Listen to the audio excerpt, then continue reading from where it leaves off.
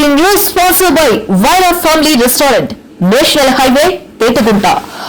నోరూరించే వంటకాలు, అసలైన మసాలా దుమ్ముతో అదిరిపోయే నాన్ వెజ్ రుచులు మీకోసం. విచ్చేయండి Wyra family restaurant, national highway, Etugunta, Tuni మండలం, కాకినాడ జిల్లా. నమస్తే, వెల్కమ్ టు వై న్యూస్. నేను పుష్ప. బులెటిన్ల ముందుగా హెడ్లైన్స్. ఊరూరా జనసేన ఆవిర్భావ వేడుకలు, జన సైనికుల జెండా ఆవిష్కరణలు.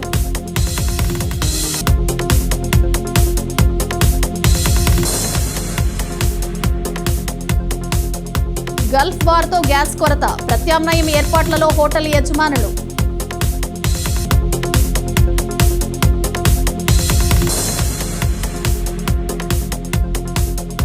ముస్లిం సోదరులకు హోంమంత్రి ఇఫ్తార్ విందు, మైనారిటీ సంక్షేమమే లక్ష్యమన్న అనిత. పవిత్ర రంజాన్ మాసాన్ని పురస్కరించుకుని పాయకరావుపేట నియోజకవర్గంలోని ముస్లిం సోదరులకు హోంమంత్రి వంగలపూడి అనిత ఇఫ్తార్ విందు ఇచ్చారు. నక్కపల్లిలోని తన నివాసం వద్ద ఈ కార్యక్రమం మంత్రి అనిత ఆధ్వర్యంలో ఘనంగా జరిగింది. పాయకరావుపేట నియోజకవర్గంలోని 4 మండలాల నుంచి భారీ సంఖ్యలో ముస్లింలు ఈ కార్యక్రమానికి హాజరయ్యారు. కార్యక్రమంలో మంత్రి ముస్లిం మహిళలతో కలిసి నమాజ్ నిర్వహించడంతో పాటు ముస్లిం సోదరులు సోదరీమణులకు రంజాన్ తోఫాలను అందజేశారు.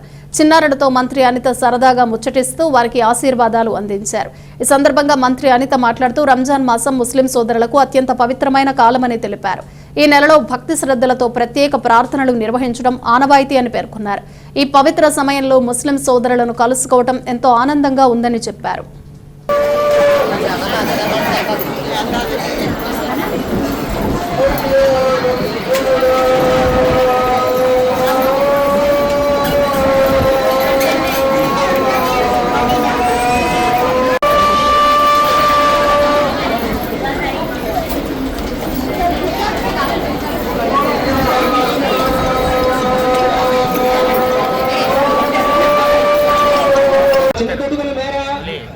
సోదరుడు ముస్లిం మైనారిటీ అధ్యక్షుడిగా మన మేడం గారు సెలెక్ట్ చేశారు టీడీపీ తరఫు నుంచి. మనందరూ కూడా ఈ రోజు ఆయన యొక్క కృషి మేరకు ఎందుకంటే మేడం గారిని అడిగి ఇది ఇలా కార్యక్రమం పెడతా మేడం గారు తోఫా ఇద్దాం, కానుక ఇద్దాం, భోజనాలు పెడతాం, ఇఫ్తార్ కూడా ఫ్రూట్స్ తెప్పిందాం అని మేడం గారు కూడా మనకి ఏదైతే ఈ కార్యక్రమం ఉందో అందరూ బషారత్తో చేశారు. ఈ మేరా అనేవాడు మనకి అందరూ కూడా మనం సహకరించాలా.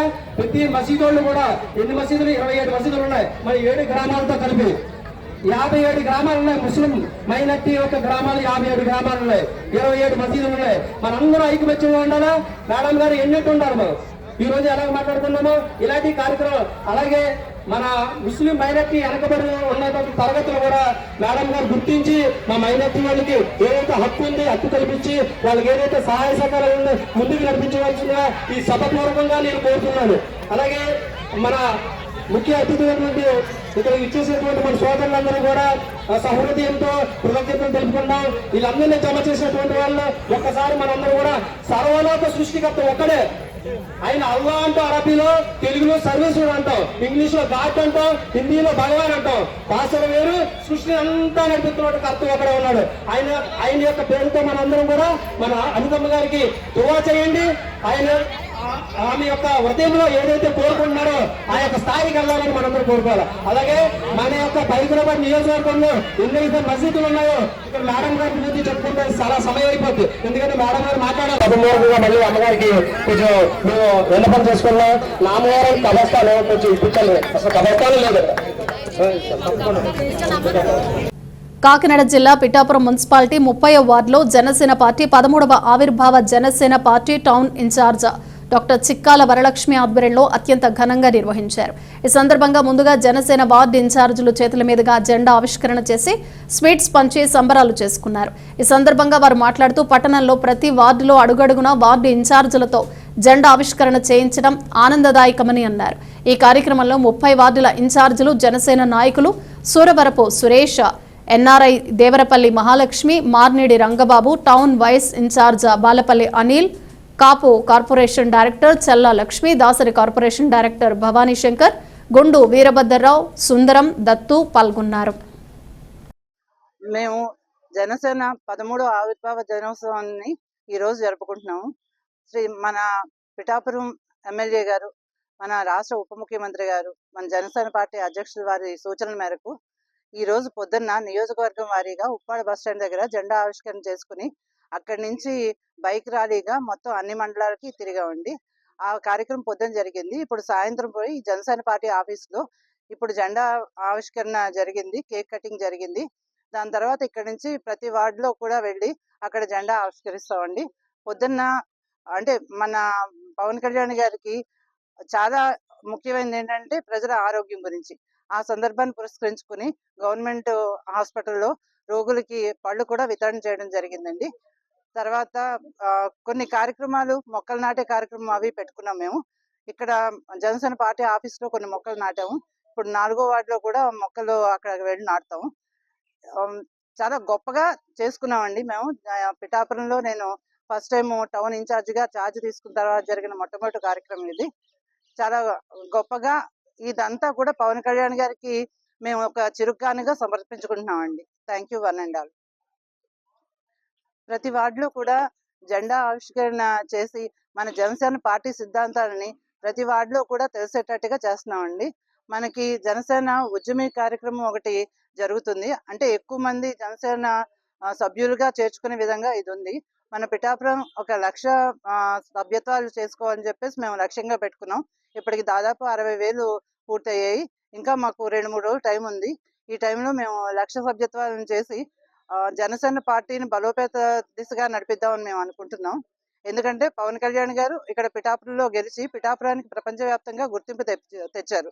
దానికి ఇదిగా పిఠాపురం అంటే ఆయనకి శాశ్వత ఎమ్మెల్యేగా ఇక్కడ ఆయన నిలబడాలి. కాబట్టి మేము పిఠాపురం నియోజకవర్గం నుంచి 1,00,000 సభ్యత్వాలు ఈ సంవత్సరం లక్ష్యంగా పెట్టుకున్నాం.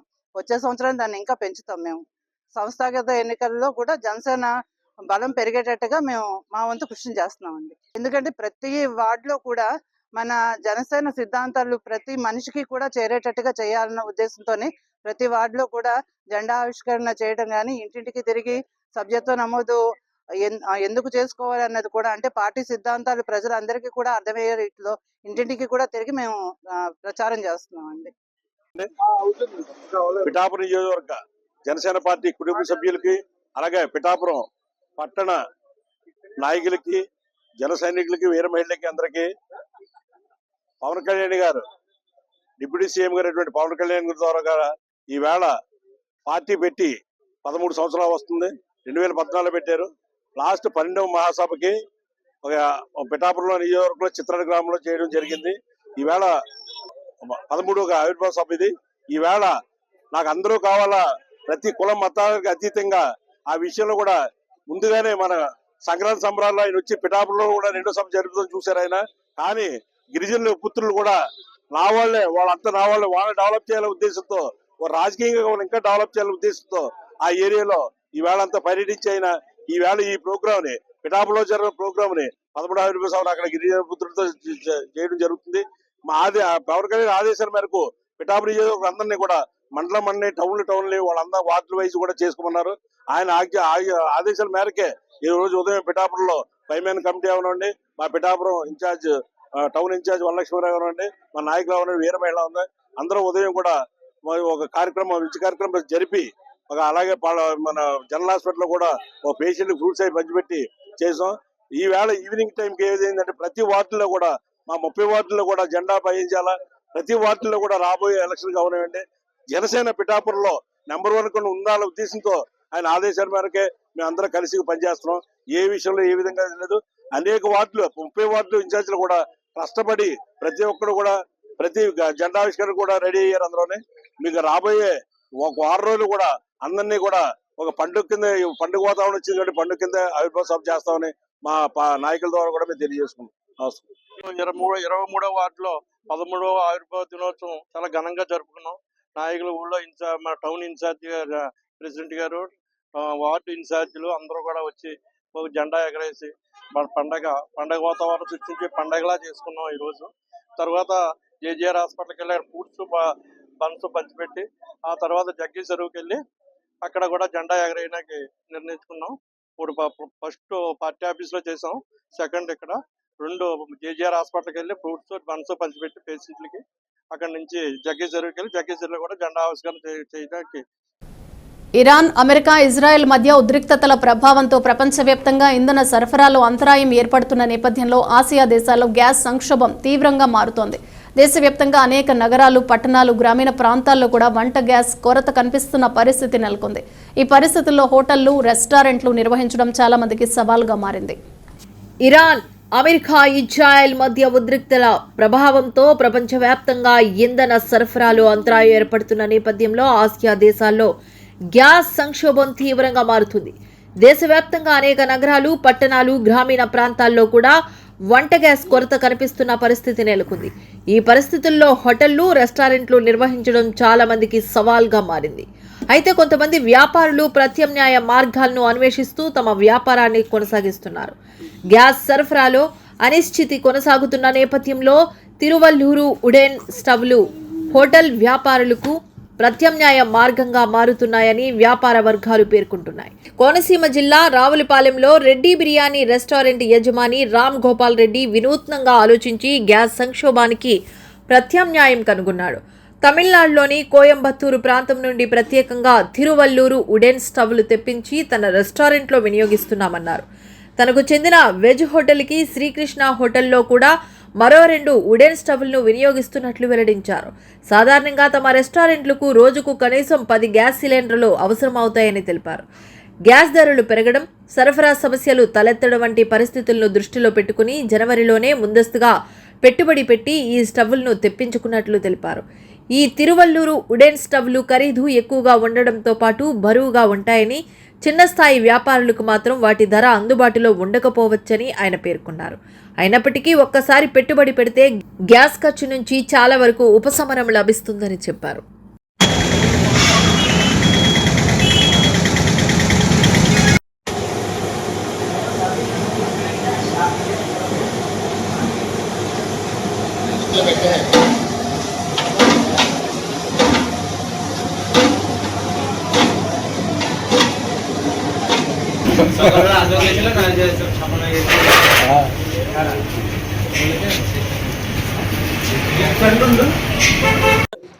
హాయ్ అండి, నా పేరు సత్తార్.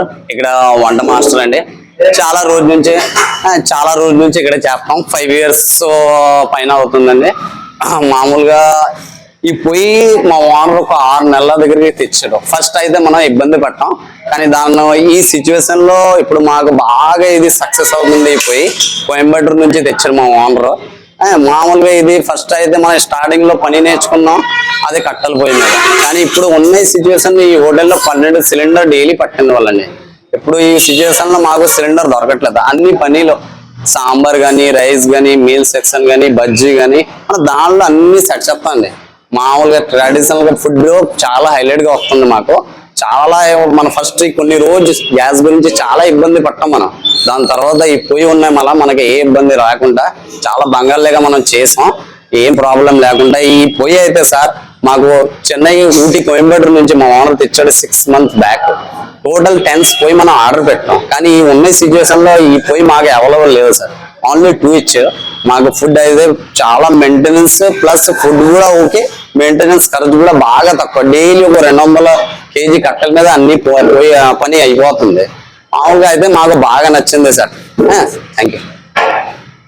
యాక్చువల్లీ దేశంలో జరుగుతున్న పరిస్థితులన్నీ తెలిసిందే, ప్రపంచవ్యాప్తంగా జరుగుతుంది. దానివల్ల మనకి గ్యాస్ కొరత అనేది ఏర్పడింది. ఆ గ్యాస్ కొరత ఏర్పడడం వల్ల ఇప్పుడు ప్రెసెంట్ అయితే మనం అందరం కన్జంప్షన్ అన్ని ఇబ్బంది అవుతుంది. కాబట్టి గ్యాస్ కన్జంప్షన్ మనం ఫుడ్ అనేది ఇప్పుడు ప్రిపేర్ చేయడం కోసం మనం ఫైర్వుడ్ వాడుతున్నాం. ఫైర్వుడ్ స్టవ్స్ వాడి మనం ఫుడ్ అనేది ఏర్పాటు చేస్తాం. దీనివల్ల ఫుడ్ టేస్ట్ రావడంతో పాటు ఫుడ్ కూడా క్వాలిటీగా ఇవ్వగలుగుతాం. కొద్దిగా శ్రమ అనిపించినా కానీ దీని మీద చేయడం మాకు కూడా ఎంత ఆనందంగా ఉంది. దీన్ని పురాతన కాలంలో మనం ఎలాగ ప్రిపేర్ చేసేవాళ్ళం అలా అథెంటిక్ గా ఇవ్వడానికి కూడా మాకు ఏర్పడింది. టేస్ట్ కూడా బాగా వస్తుంది. దీని వల్ల మాకు ఇబ్బంది అయితే ఏమీ లేదు. ఫుడ్ అయితే బాగుంది. Okay sir. అనకాపల్లి జిల్లాలో జనసేన పార్టీ 13వ ఆవిర్భావ దినోత్సవ కార్యక్రమాలు ఘనంగా జరిగాయి. ఇందులో భాగంగా నర్సీపట్నం నియోజకవర్గ incharge BC corporation state director Rajana Veera Surya Chandra ఆధ్వర్యంలో నాతవరంలో ఆవిర్భావ దినోత్సవ వేడుకలు అంబరాన్నంటాయి. ముందుగా పార్టీ జెండాను ఆవిష్కరించారు, అనంతరం మొక్కలు నాటారు.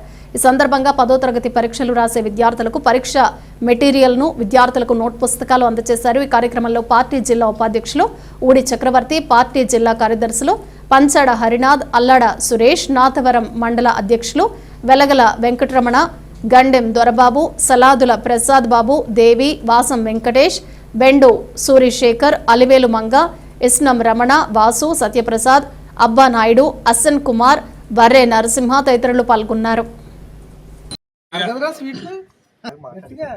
ముందుగా అందరికీ నా ఉదయపూర్వక నమస్కారాలు.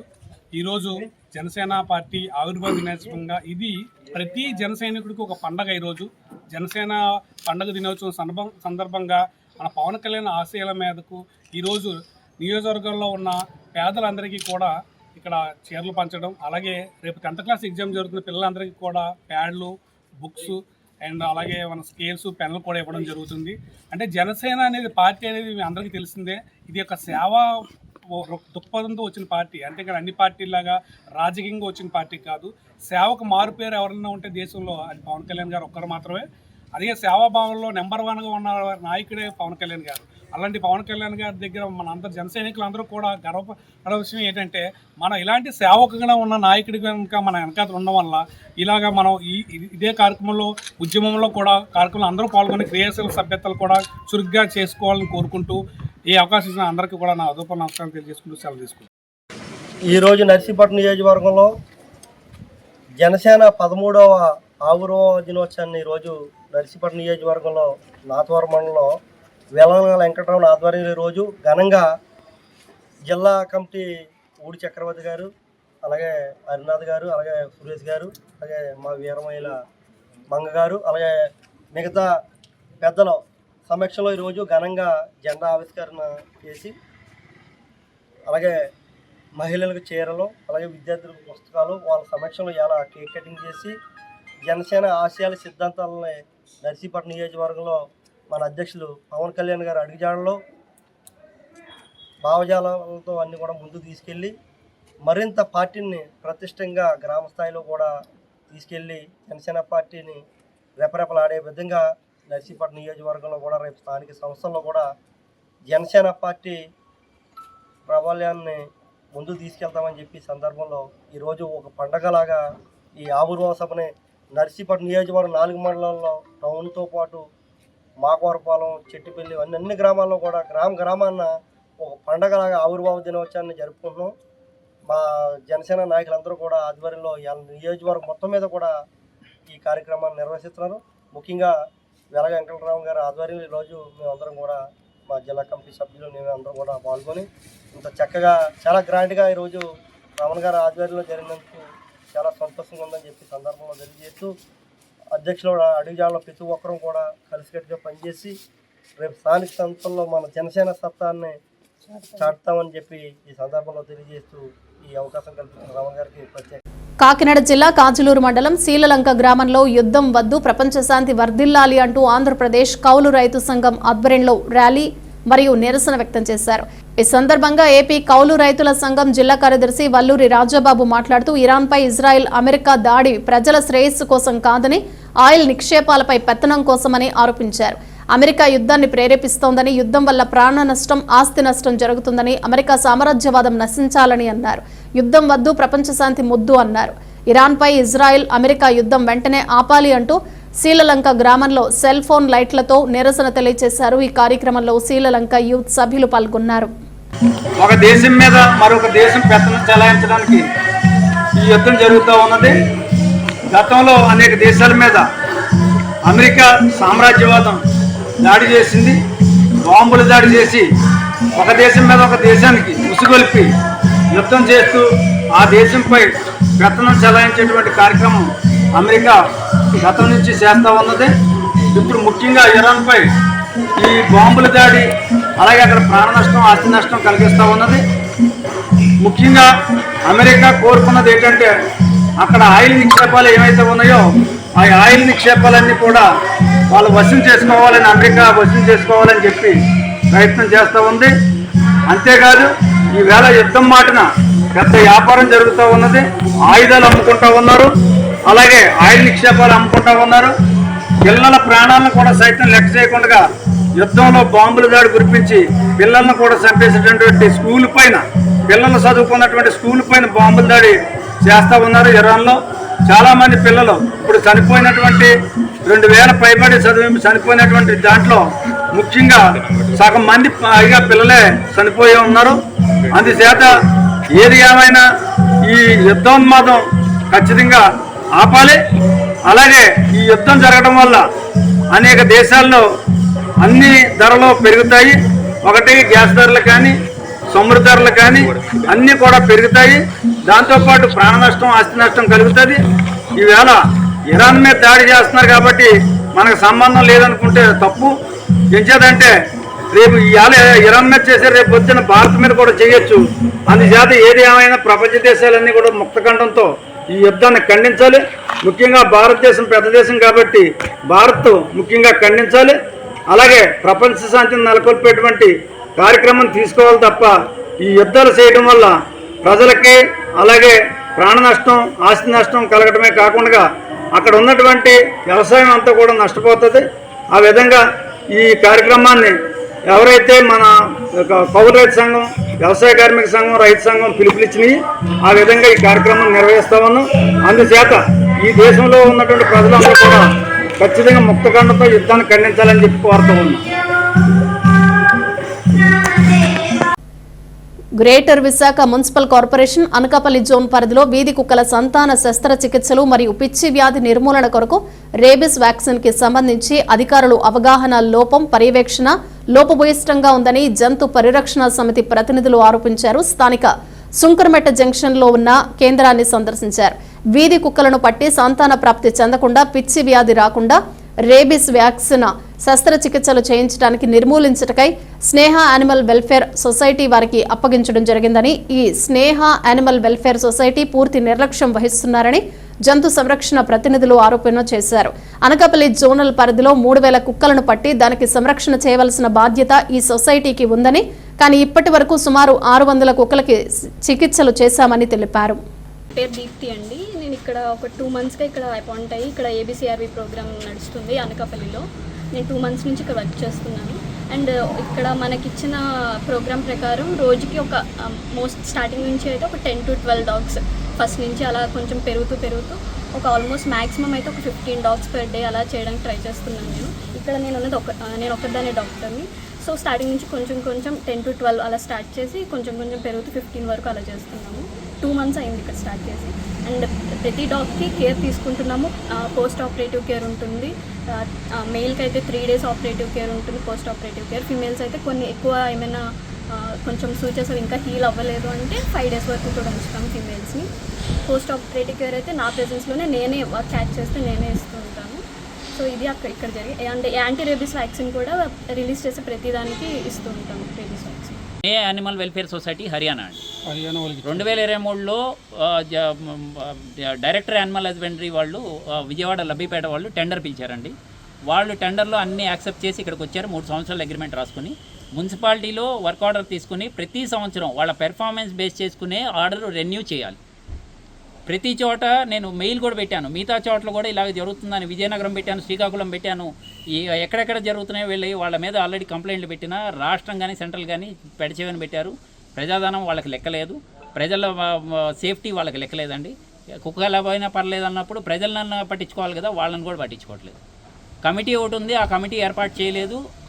81 పిల్ నెంబర్ 81/2024 లో కూడా ప్రస్తావించారు. ఆర్డర్ కూడా ఇచ్చారు హైకోర్టు. ఖచ్చితంగా కమిటీలు ఏర్పాటు చేయమని, ఆ కమిటీలో నిర్ణయం తీసుకోమని ఆ కమిటీని కూడా పెట్టేయని పెడుతున్నారు. రీసెంట్గా ఇచ్చిన సుప్రీంకోర్టు ఆర్డర్స్ 2025-26లో 25లో ఇచ్చిన ఆర్డర్స్ కూడా effective implementation of ABC animal birth control programme అనేది ఇది చేయమని చెప్పేసి మీడియా ముఖంగా కానీ ఆర్డర్ రూపంగానే అన్నీ ఇచ్చినా కానీ పెడచేయని పెడుతున్నారు. ఎందుకంటే ప్రజలకి వాళ్ళ సాధక బాధలు వాళ్ళ జీవితాలు వాళ్ళకి ఇదైపోయినాయండి.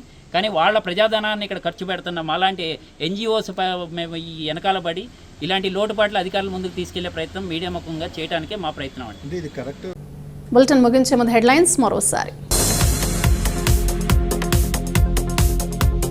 ఊరూరా జనసేన ఆవిర్భావ వేడుకలు, జన సైనికుల జెండా ఆవిష్కరణలు.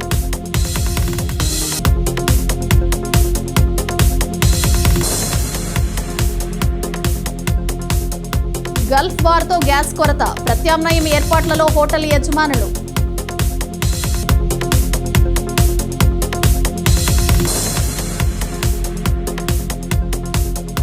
ముస్లిం సోదరులకు హోంమంత్రి ఇఫ్తార్ విందు, మైనారిటీ సంక్షేమమే లక్ష్యమన్న అనిత. ఇవి బులెటిన్ విశేషాలు. Keep watching Y news.